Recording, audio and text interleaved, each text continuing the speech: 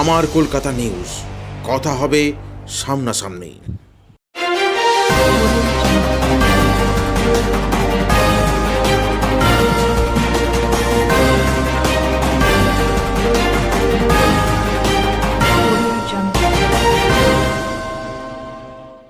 গঙ্গার ভাঙ্গনের কবলে এবার চাদরা ঘাট সহ RLI পাম্পের ঘর, আতঙ্কিত এলাকাবাসী।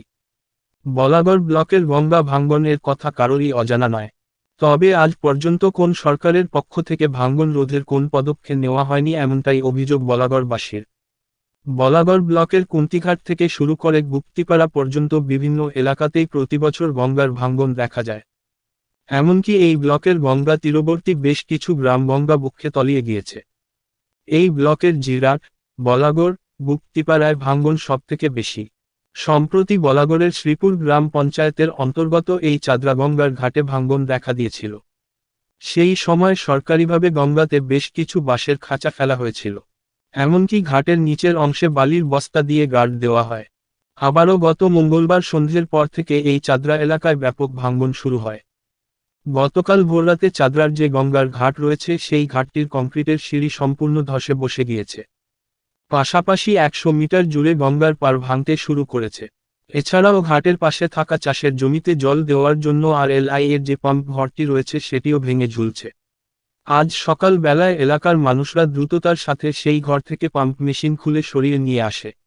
যত সময় গড়াচ্ছে ততই একটু একটু করে গঙ্গার ভাঙ্গনে তলিয়ে যেতে বসেছে এই চাদরা এলাকা। আতঙ্কিত হয়ে পড়েছেন গঙ্গার পাড়ে বসবাসকারী মানুষরা। রাতে ঘুম ছুটেছে তাদের। তোকে তো বললাম তো ওই গেটে যখন হয়েছে দেখবি এবার গেলে ঘাটটাকে নিয়ে নেবে।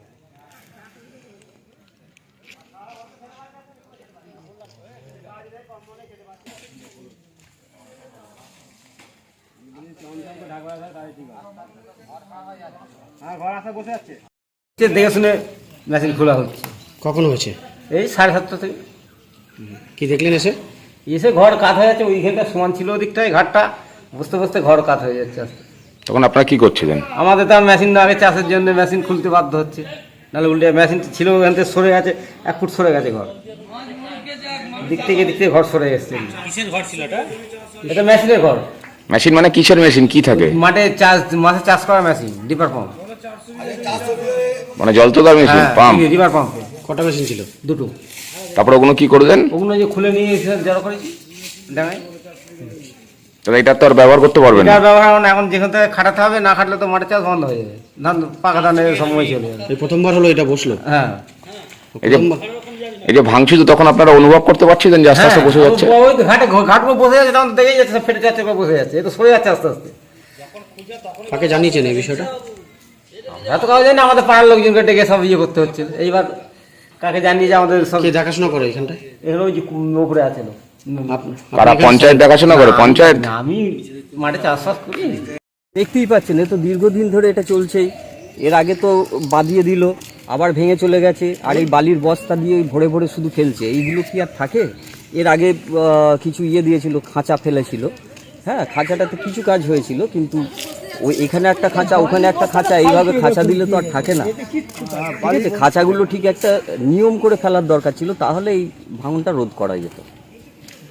বলাগড় ভাঙন তো অনেক বড় সমস্যা, মানে নেতারা কি বলে, মানে এটা তো জাতীয় ইস্যু।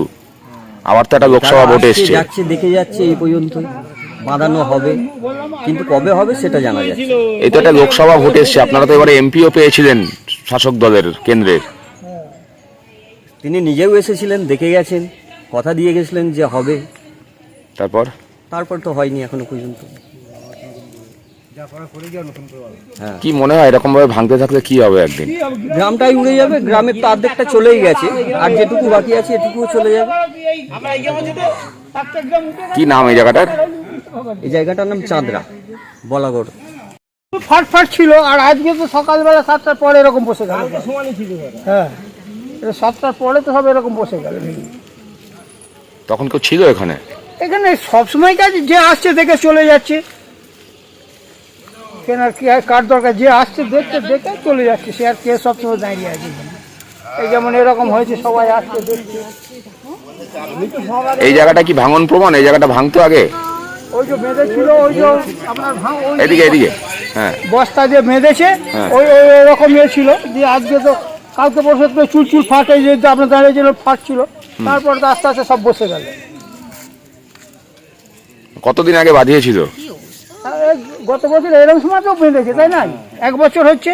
আরে বালির বস্তা দিয়ে বাঁধলে থাকে গঙ্গা, তো বালির বস্তা দিয়ে বেঁধেছে, শুধু বালি আর মাটি ভরেছে বস্তায়, আর ওই লাঠি। পাশেই তো একটি মন্দির রয়েছে দেখা যাচ্ছে। হ্যাঁ হ্যাঁ হ্যাঁ, এখানে হরিবাসর হয়, অষ্টম প্রহর হয়। সরু সরু সুতো দিয়ে টানা দিয়েছে। কি মনে হয় এটা থাকবে মন্দিরটা? মন্দির আর থাকে তো, গা ভেসে ভেতর চলে ঢুকে গেছে, আবার দেখুন, থাকবে এই কি জায়গা করে? দেখুন, নয়তো মন্দিরের ভেতরে ঢুকে গেছে। কথা হচ্ছে ভাঙন নিয়ে তো আমাদের আন্দোলন ছিলই, যে ভাঙন হচ্ছে। বিগত দিনে আমাদের রত্না দেনা যখন সাংসদ ছিলেন, তখন বহুবার তিনি পার্লামেন্টে তুলেছিলেন যে গঙ্গা চাঁদরার আমাদের বলাগড়ের ভাঙন, শুধু চাঁদরা নয়, বলাগড় ব্লকের টোটাল ভাঙন নিয়ে কিছু করেনি, কারণ এই টোটালটাই কেন্দ্রীয় সরকারের ব্যাপার, বিজেপি সরকার।